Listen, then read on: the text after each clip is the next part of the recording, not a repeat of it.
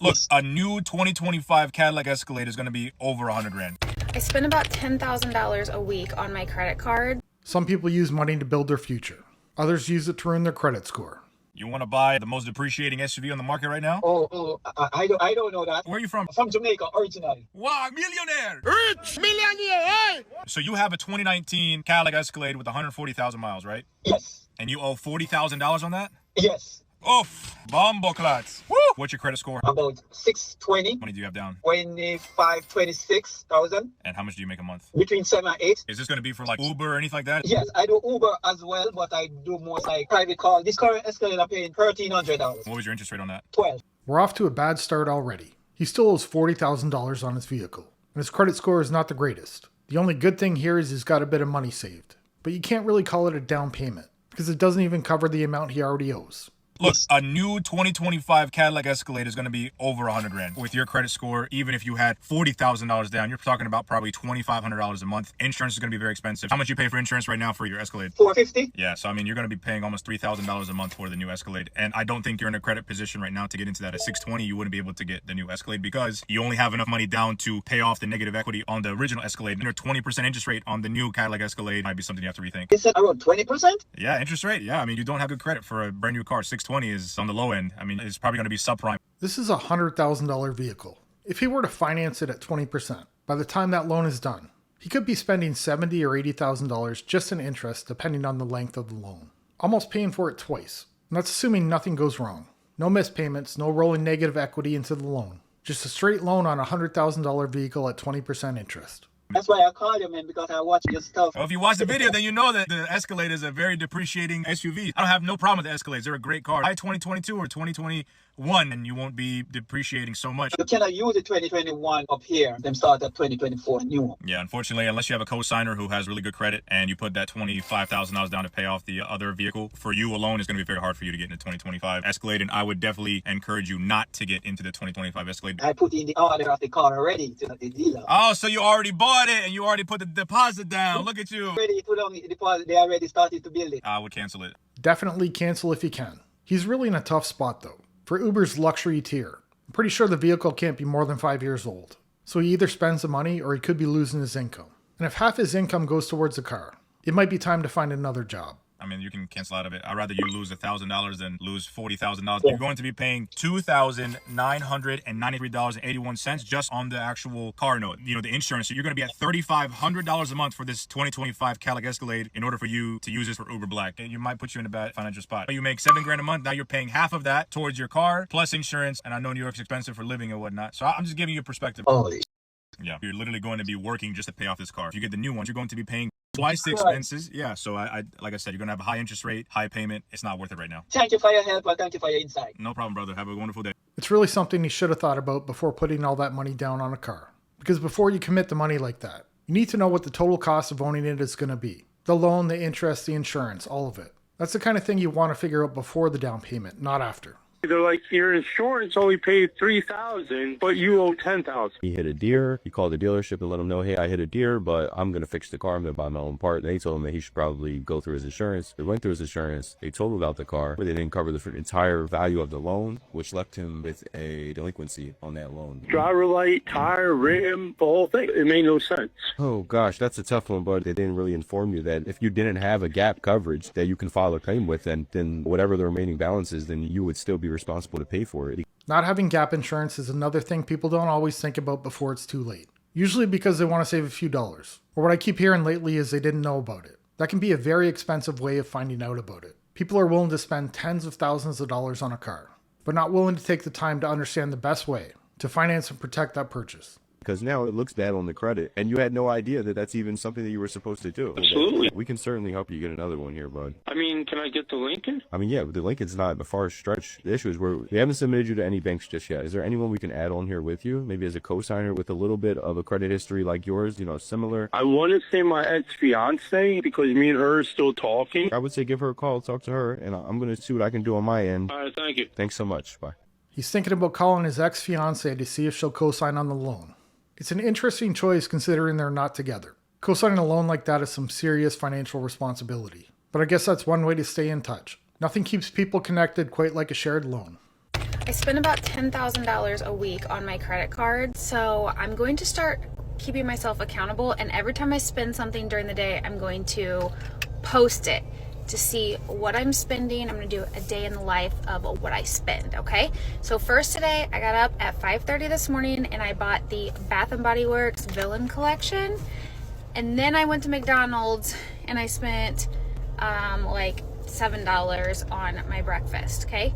So I just thought of this idea. We're starting now. All right, we went to Chipotle for lunch and I bought my kids meal and my daughter's kids meal. So we spent like $12.38 at Chipotle. Okay, we're taking our boys to Universal for their birthday in a few weeks, and I'm trying to put together like little bags to take as like a little gift. Their gift is actually Universal for a couple days, but She's spending $10,000 a week on her credit card. Every clip I see of her, she's out shopping or buying something online. It makes me wonder, where is this money coming from? Because most people that are able to spend that much don't have the time. They're too busy earning it. something little to give them on their actual birthday. So we're going into Target. Not too bad, 57 at Target. We decided to stop in at Old Navy. Are these not cute? I'm getting those. And this.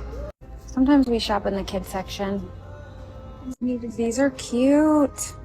Okay, I just grabbed a whole bunch of these $6 shirts for my boys. $2.37. Ordered some groceries. I have a mobile order for Stacy. $16 at Starbucks. Today was a pretty typical day as far as spending. Nothing too crazy. Nothing, no huge shopping trip, just like normal-ish stuff. So there you go. Come back tomorrow to see how it goes. Only $850 in a day. And if this is a normal day, that's over $500,000 a year she's spending. And that's assuming every day looks roughly like this. No vacations, no big purchases, no major expenses. Just regular day-to-day spending. Just imagine adding in the bigger purchases that don't happen every day. I bet that total number is quite a bit larger. My computer cost me $2,000, I think. I just bought a top-of-the-line MacBook Pro for school. You don't need a MacBook Pro for school. The M4, M5, M3, M2, M1 chip MacBook Airs are incredible for school. You're not doing pro work. You're not rendering videos. You're not doing 3D shit. You're not processing AI GPU heavy requirements. No, but my degree is fully online, so having... Yes, and the MacBook Airs are incredible. The M-chip MacBook Pros are incredible. This is one of the things I'm looking at buying. But I don't want to make the same mistake as her. I don't want to spend the money on more than I need. If the cheaper version will do the job, it really doesn't make sense to spend more. Even if the more expensive one has a few extra features. If those features don't actually matter for what I'm using it for, then there's really no point in paying the extra money. I think I had Airs. I think I had a MacBook Air before. Yes, but probably not an M chip. Maybe not, but I had my previous computer I had for like 6 years. Yeah, the Airs were not great before the M chip. I'll be completely honest. It doesn't matter. Top of the line MacBook Pro? That's not even close. You're not a pro user. You're not. You don't do anything. You use Google Chrome. I need to be able to make sure that Which you can without a top of the line MacBook Pro. Well, you can do anything you need to do. Tell me one thing you need to do that requires a pro machine. There's nothing that I specifically need to do. There you go. Okay. Shut the f up. How much did you spend on your MacBook Pro? Even with all the editing I do for these videos, I don't need a MacBook Pro. It would just be overkill. I'm still working on a 2020 Mac Mini M1, and it edits 4K videos just fine. For someone that probably only needs a basic computer, spending the extra money on a more expensive one just doesn't make sense. She put herself into debt for something she won't ever use. I ended up losing everything in penny stocks that someone I knew suggested me to, and now I'm back at my mom's house with my wife, and she's not too happy about it, and I'm just trying to... How old are you? Do you not have a job? I do. I'm actually a manager at an In-N-Out. I don't know if you've ever been before, but... We just got one here. They just moved into the neighborhood. My point is this. There's no reason that you're at your mother's if you didn't lose your job. You just lost your savings.